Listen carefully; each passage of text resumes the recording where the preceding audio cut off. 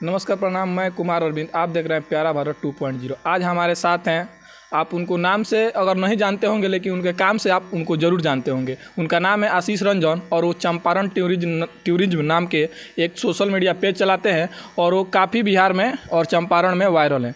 और आइए आज उनसे हम लोग जानने का प्रयास करेंगे कि उन्होंने चंपारण टूरिज्म कब से शुरू किया और ऐसे सराहनीय कार्य कब से कर रहे हैं। तो हमारे साथ हैं आशीष रंजन। सबसे पहले भैया आपको मेरे चैनल में स्वागत है। बहुत बहुत धन्यवाद और कि आप अपना बहुमूल्य समय निकाल कर मेरे पास आए हैं और आपका हम भी स्वागत करते हैं। सबसे पहले तो हम आपको धन्यवाद करेंगे कि आप जो ये कार्य कर रहे हैं बहुत ही सराहनीय है, क्योंकि चंपारण का खूबसूरती को आप जो दिखाते हैं। तो आपको कैसे दिमाग में ख्याल आया ये कि हम एक चंपारण टूरिज्म नाम का एक पेज चलाएँगे और इससे हम चंपारण की खूबसूरती को दिखाएँगे? देखिए, हम चाहते तो मेरे में बहुत सारे टैलेंट है, हम अपना भी टैलेंट दिखाकर वायरल हो सकते थे, लेकिन मेरे दिमाग में आया कि सबसे हटकर कुछ ऐसा किया जाए, कुछ मैंने ऐसा काम किया जाए कि सबसे अलग हो। तो मेरे ख्याल में आया कि क्यों नहीं अपने चंपारण की खूबसूरती को ही दिखाया जाए। हमारे चंपारण में इतनी खूबसूरती है कि यह चंपारण में ही नहीं पूरे बिहार में समझिए चार चांद लगा देती है। इसलिए मेरे दिमाग में ख्याल आया कि ऐसा काम किया जाए जो केवल चंपारण ही नहीं बिहार का भी नाम हो। इसलिए तो हमारे चंपारण के वाल्मीकि नगर को बिहार का कश्मीर कहा जाता है। हाँ, वहीं बिहार का कश्मीर चंपारण को कहा जाता है। सब कोई मैंने चाहता है कि अपना फेस चमकाएं, मैंने कि अपना फेस, खुद का फेस चमके खुद के टैलेंट से। लेकिन आपका दिमाग में कैसा ख्याल है कि नहीं, हम अपने आप को पीछे रखेंगे, क्योंकि आप कैमरे के पीछे होते हैं, आप कैमरे के सामने नहीं होते हैं और आप अपने कल्चर को प्रमोट कर रहे हैं। तो ये बात मतलब कि कहाँ से ये सब आपके अंदर आया कि नहीं हम अपने कल्चर को प्रमोट करेंगे, अपने यहाँ का टूरिस्ट प्लेस का प्रमोट करेंगे। ये सब काम सरकार की होती है, लेकिन एक काम आप कर रहे हैं, बहुत ही सराहनीय काम कर रहे हैं। देखिए, अगर अपना हम फेस दिखाकर ऐसी करते तो केवल हम चमकते, मेरा नाम होता। लेकिन अपना चंपारण के कर रहे हैं तो केवल चंपारण का तो हो ही रहा है, लेकिन चंपारण में बहुत सारे ऐसे पर्यटक जगह है जिसका मैंने समझिए कि उन सब का जानकारी मेरे पेज के माध्यम से लोगों तक पहुँचता है। इससे यह होगा कि बाहर के लोग देखकर यहाँ पे आएंगे, आकर्षित होंगे। और देखिए, आएंगे तो क्या होगा, और उसके आसपास जितने भी लोग दुकान खोले हैं उनको रोज़गार का अवसर मिलेगा। दूसरा बात कि यहाँ के मेरे पर्यटक स्थल का विकास होगा, लोग जाएंगे यहाँ के अपने चंपारण के बारे में बताएंगे। जब लोग यहाँ पर दुकान करेंगे, उनकी बिक्री होगी, तो समझिए कि एक तरह से पलायन भी रुकेगा। बिहार में पलायन की समस्या बहुत ज़्यादा है, पलायन भी रुकेगा। लोग अपने घर पर रह कर भी अपने जीविका का जीविकोपार्जन कर सकते हैं।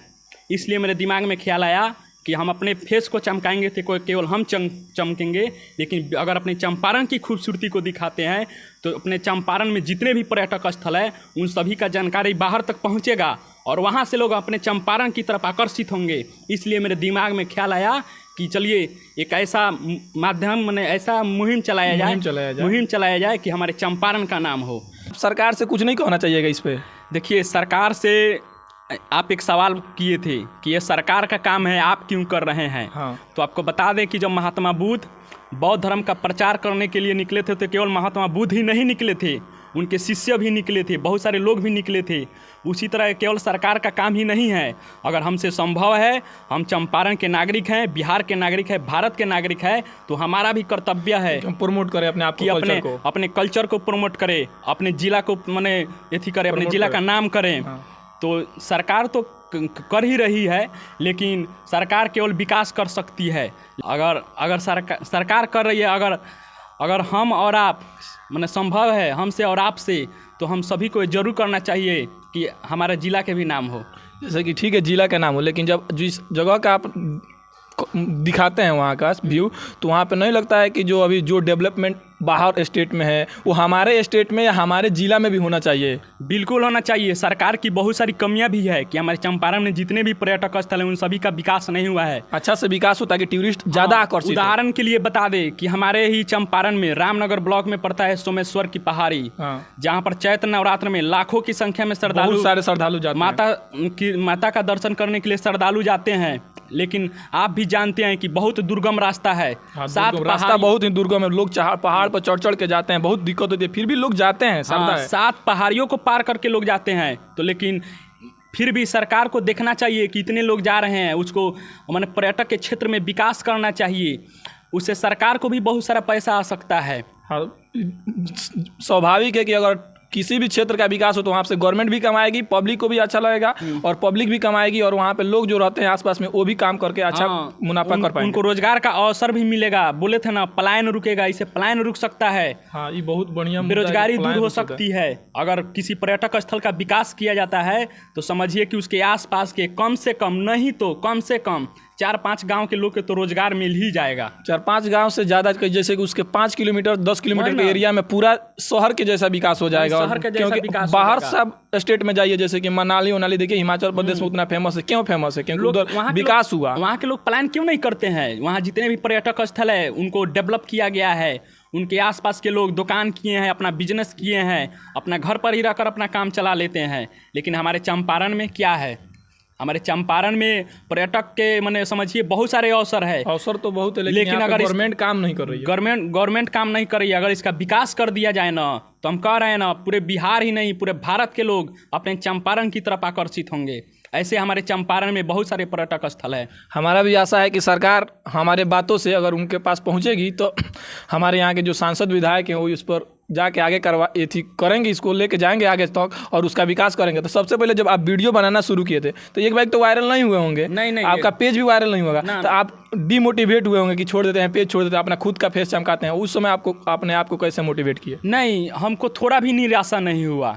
मुझे आशा नहीं, पूरा विश्वास था कि जिस काम को लेकर हम निकले हैं एक दिन इसमें सफलता जरूर हासिल करेंगे।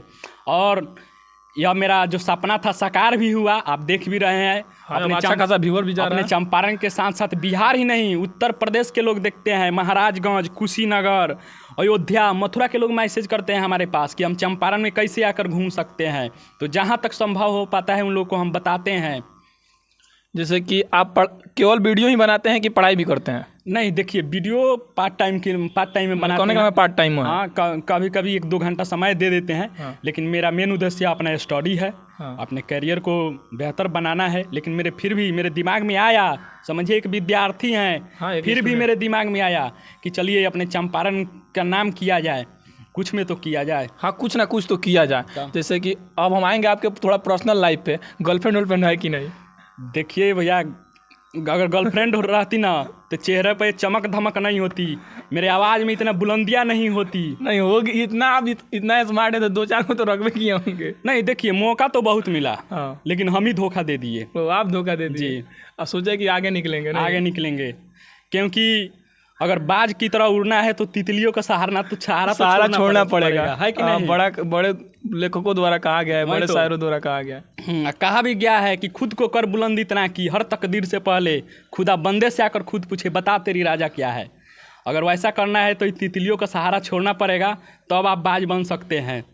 अगर आपको लाइफ में आगे बढ़ना है तो सचमुच में लड़कियों का साथ छोड़ना पड़ेगा, क्योंकि लड़की के साथ लेकर के आप आगे नहीं बढ़ सकते हैं। लड़की का साथ छोड़िए और अपने लाइफ में कुछ आगे कीजिए, क्योंकि सब कुछ पैसा होने के बाद सब कुछ अपने आप मिलने लगता है। आपको एक और बात बता दें कि अगर ज़िंदगी में आगे बढ़ना है ना तो लोग लड़की की खूबसूरती देखते हैं, लेकिन हम लोग मर्द हैं, हम लोग की कमाई देखी जाती है। हाँ, लड़कों या मर्द की कमाई देखी जाती है, खूबसूरती कोई नहीं देखता है, पैसा देखा जाता है। तो बताइए, इसलिए आपके चैनल के माध्यम से जितने भी लड़के नौजवान देख रहे हैं उन सभी से कहना चाहेंगे कि सब छोड़िए, चेहरे की चमक धमक छोड़िए, अपने फेस को मैंने चमकाने में मत लगिए, अपने करियर को बनाने में लगिए, अपने करियर को बनाने में, अपने पॉकेट को चमकाने में लगिए। आपका चेहरा अपने आप चमक जाएगा एक दिन। खुद ना खुद आपके पीछे लड़कियों का लाइन लग जाएगा।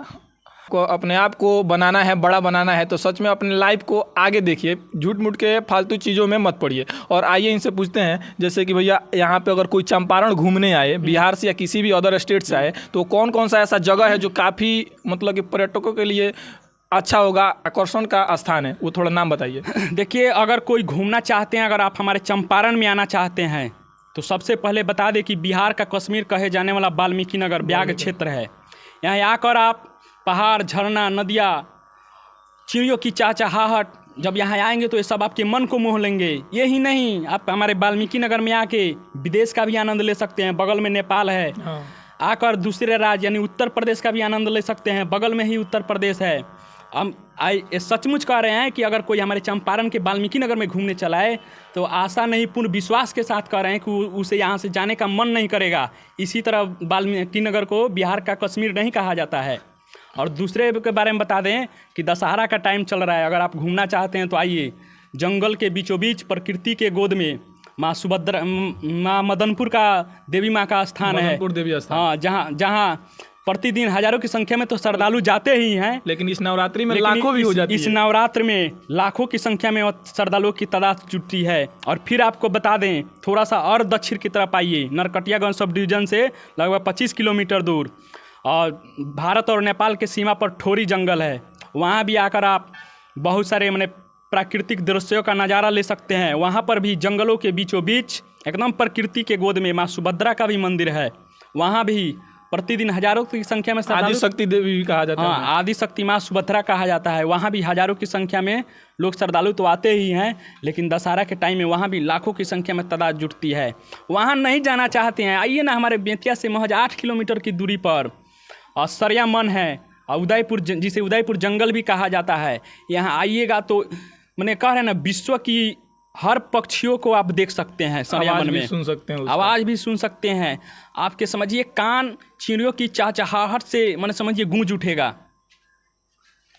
और बहुत सारे ऐसे हैं जो भी देख रहे हैं, कम से कम आइए, एक बार आइए तो आइए एक बार चंपारण, और चंपारण का शेयर कीजिए। चंपारण में सच में चंपारण को बिहार का कश्मीर कहा जाता है और चंपारण काफ़ी खूबसूरत है। ये जितना जगह का नाम बताए हैं वो जगह काफ़ी खूबसूरत है। और उसके अलावा बहुत सारा ऐसा जगह है जहाँ पे आप घूम सकते हैं। फिर ऐसे तादाद बहुत सारा चीज़ है जो चंपारण की खूबसूरती में 4 चांद लगा देता है। आप सोफा मंदिर की बात किए, सोफा मंदिर भी जंगलों के बीचों बीच में स्थित है।